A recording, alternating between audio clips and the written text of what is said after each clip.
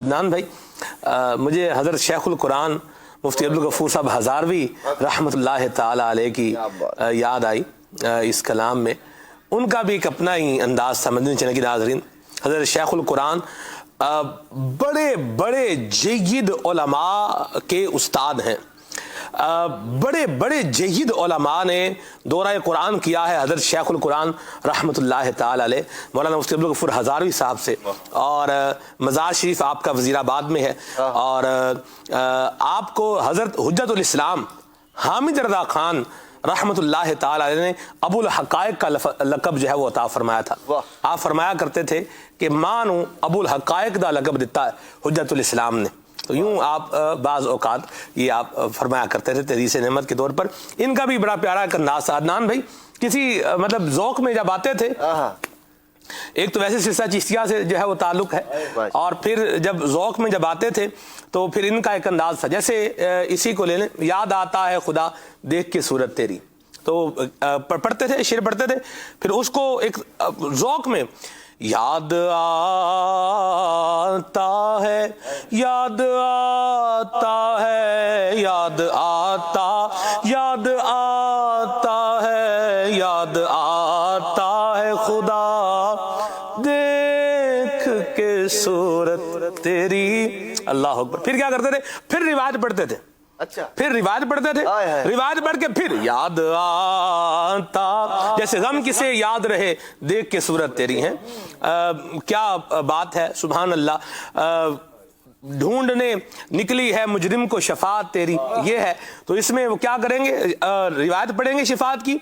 फिर ढूंढने निकली है, ढूंढने निकली है, ढूंढने निकली है मुजरिम को शफाअत तेरी। महरोज भाई एक बात देखें आप, इनको विसाल किए हुए आपकी इशारत हुई, एक एक्सीडेंट हुआ, ट्रक से टक्कर हुई और ट्रक ने आपको हिट किया, तो इससे आप जो है वो विसाल फरमा गए। वज़ीराबाद में एक पुल था, उस पर आप जो है वो जा रहे थे। तो बहरहाल महरोज भाई देखिए, एक बात जो बड़ी काबिल गौर है वो ये है, ये बयान हुए, ये अंदाज अपनाए हुए हुजूर की मोहब्बत का, हुजूर की याद का, हुजूर के इश्क का, मतलब अरसा ही बीत गया ना, सालों ही बीत गए। मैंने तो ज़ियारत भी नहीं की, हमारे मतलब बुजुर्गों ने ज़ियारत की अल्हम्दुलिल्लाह। लेकिन आप देखें कि वो जो इश्क की जो खुशबू है वो महक रही है और आज भी मतलब अपनी ताजगी बिखेर रही है। महरोज भाई क्या फरमाते हैं आप? ज़ाहिर है सलमान भाई, ये असल में वो मेयार इज़्ज़त है। आपके मौजू से अगर इसको कनेक्ट करें हम, वाह वाह वाह, ये वो मेयार इज़्ज़त है जो फना नहीं होता। क्या बात। हम दुनिया में जो इज़्ज़त के अपने मेयार बनाए बैठे, एक मेयार वो हैं जो हमने बनाए हुए हैं। सही। और हमारे जो मेयारात हैं वो एक तो नाकिस भी हैं, ना मुकम्मल भी हैं, ना तमाम भी हैं। और वो इज़्ज़त जो है दायमी इज़्ज़त का बाइस नहीं है। अल्लाह रसूल ने जो मेयारात कायम कर दिए, एक तो अल्लाह रसूल ने कायम कर दिए तो यूं उनकी अहमियत ही अफाकी हो गई है और ना ख़त्म होने वाली हो गई है। लेकिन दूसरी तरफ अगर आप देखें हक़ाइक़ की दुनिया में, अबुल हक़ाइक़ की बात कर रहे हैं, तो हक़ाइक़ की दुनिया में अगर आप देखें, तजर्बे की, मुशाहिदे की दुनिया में अगर हम देखें कि जिन लोगों ने वक्ती मेयार कोई कायम किया इज़्ज़त का और उन्हें वक्ती तौर पर इज़्ज़त मिल भी गई, लेकिन दायमी इज़्ज़त उसी को मिली। हम देखते हैं, आज भी देख रहे हैं कि जिसने अल्लाह और उसके रसूल की फर्मा बरदारी और उसूलों और पासदारी को अपनी ज़िंदगी का हासिल समझा, ज़िंदगी का मकसद समझा। हज़रत शेखुल कुरान अब्दुल गफूर हज़ारवी रहमतुल्लाह ताला अलैह की बात कर रहे हैं। अब आप देखें, यूँ तो आप खुद फरमा रहे हैं और जाहिर सी बात है जो जानते हैं वो जानते हैं कि जय्यद तरीन उलमा, यानी इस वक्त भी जो जय्यद तरीन उलमा है, कितने ही तो इनके असातिज़ा इनके शागिर्द हैं। ऐसी बात है ना। लेकिन आप देखें इनके नाम के साथ एक लफ्ज़ लगा, शेखुल कुरान। हाँ। अच्छा, आप जब फरमा रहे थे कि हुज्जतुल इस्लाम हामिद रज़ा खान साहब रहमतुल्लाह ताला अलैह ने इन्हें अबुल हक़ाइक़ का लक़ब दिया और कुनियत अता फरमाई, तो मैं सोच रहा था कि अच्छा, अबुल हक़ाइक़ जो है वो किसी बुजुर्ग की तरफ से मिलता है, वरना होता ये है कि जो बेबाक किस्म का आदमी होता है वो कहता है मैं अबुल हक़ाइक़ हूँ, मैं तो हकीकत बयान करता हूँ। तो इसलिए वो फिर अपनी कुनियत रख लेता है अबुल हक़ाइक़। تو ان کو بزرگوں نے عطا فرمایا، واہ واہ واہ۔ اور ان کے نام کے ساتھ باوجود اتنا بڑی شخصیت ہونے کے آپ نے ایک لفظ لگایا شیخ القرآن، ہائے ہائے، اور دل سے لگایا۔ جی بالکل۔ اور اگر ان کی سیرت پڑھیں تو واقعی میں شیخ القرآن کہلانے کے لائق تھے اور اس کا حق بھی ادا کیا۔ آج اگر ہم غور کریں اپنی زندگیوں پہ، جو سستے، گھٹیا، رذیل معیارات ہم نے عزت کے بنائے ہوئے ہیں، اس کی عزت ہوتی ہے چند گھنٹوں کی، چند لمحوں کی، چند دنوں کی۔ ہائے ہائے۔ آپ دیکھیے سلمان بھائی، ہم نے دیکھا ہے، اپنی آنکھوں سے مشاہدہ کیا ہے، آپ نے بھی دیکھا ہوگا، مدنی چینل کے ناظرین نے کتنوں کو دیکھا ہوگا کہ جب تک ان کا منصب ہوتا ہے نا تو چار ادھر چل رہے ہوتے ہیں، چار ادھر چل رہے ہوتے ہیں، چار پیچھے چل رہے ہوتے ہیں، چار آگے چل رہے ہوتے ہیں۔ اور پہلے چلتے تھے، حضرت ابراہیم بن ادہم رحمۃ اللہ علیہ کی حکایت پہ بیان کیا گیا ہے کہ ان کے ساتھ گرز اٹھائے ہوئے لوگ چلتے تھے، ہتھوڑے ہوتے تھے سونے چاندی کے۔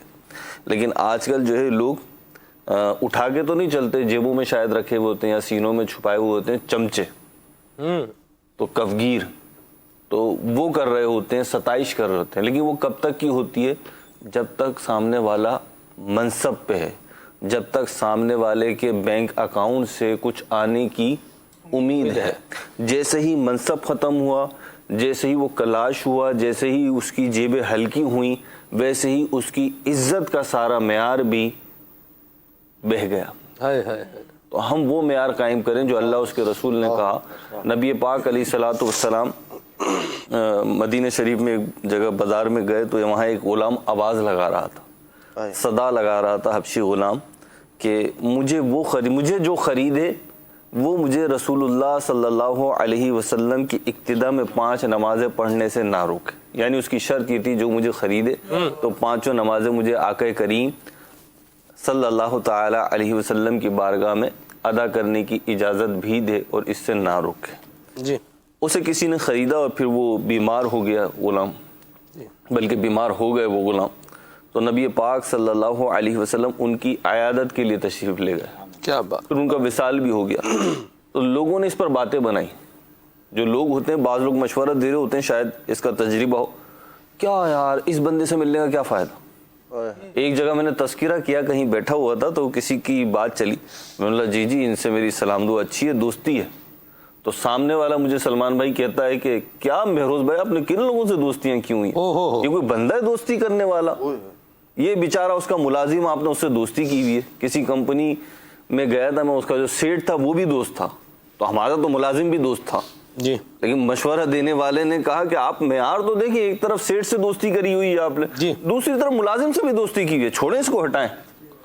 تو میں نے بولا حضرت ہمارا معیار تو یہی ہے، ہم سیٹ سے بھی دوستی کریں گے اور ملازم سے بھی دوستی کریں گے۔ تو جب اس غلام کا انتقال ہوا، لوگوں نے باتیں بنائیں، تو جو آیت کریمہ اتری اس کا ہی حصہ ہم معیار تقویٰ کے لیے پڑھتے ہیں کہ اِنَّا أَكْرَمَكُمْ عِنْدَ اللَّهِ أَتْقَاكُمْ، کہ تم میں اللہ کے نزدیک عزت والا وہ ہے جو متقی ہے، پرہیزگار ہے۔ سلمان بھائی یہی 2 دونی 4 والی بات ہے۔ باقی دیکھیں بچے ضد کر رہے ہوتے ہیں کہ نہیں جی ہم نہیں مانیں گے، چھری ہمیں آپ دے دیں، اس سے ہم کوئی نقصان اپنے آپ کو نہیں پہنچائیں گے، ہمیں بجلی کے تاروں سے کھیلنے دیں، ہم احتیاط سے کھیل لیں گے، ہمیں ماچس اور آگ کی طرف لپکنے دیں، ہم اپنے آپ کو جلنے نہیں دیں گے، ہمیں کھلی چھت پہ چھوڑ دیں، ہم نہیں گریں گے، ہمیں سمندر کی لہروں میں جانے دیں، ہم نہیں ڈوبیں گے۔ لیکن ہر باشعور شخص اس بچے کو بری طریقے سے زبردستی پکڑ رہا ہوتا کہ نہیں بیٹا میں نہیں جانے دوں گا۔ تو اس وقت کوئی اس کو یہ نہیں کہتا کہ کیسا بیوقوف شخص ہے، وہ گارنٹی دے رہا ہے، وہ ذمہ لے رہا ہے۔ اچھا بعض اوقات وہ بچے چھوٹے نہیں ہوتے، لڑکپن کی عمر میں ہوتے ہیں، صحیح، اچھے خاصے باشعور ہوتے ہیں، لیکن ان کے بڑے جنہوں نے زندگی گزاری ہوتی ہے، جو تجربے کار ہوتے ہیں، جو علم و شعور رکھتے ہیں، وہ ان چیزوں سے روکتے ہیں۔ تو کوئی بھی شخص یہ نہیں کہتا یہ کیسی باتیں کر رہے ہیں، بچوں پہ اعتماد نہیں کر رہے، ان کا کانفیڈنس لیول لوز کر رہے ہیں، کرنے دو بھائی، ڈیر کرنے دو، اور ذرا جانے دو، دیکھنے دو، زندگی گزارنے دو، تھوڑی آزادی دو۔ کوئی بھی نہیں کہتا، بلکہ اس شخص کو بیوقوف کہتے ہیں۔ تو آج ہم بھی بیٹھ کے یہی بات کر رہے ہیں، جس کی سمجھ میں آئے گی اور جس کی سمجھ میں نہیں آئے گی اس کی بھی سمجھ میں ایک دن ضرور آئے گی۔ اللہ ہمیں توفیق عطا فرمائے۔ آمین آمین۔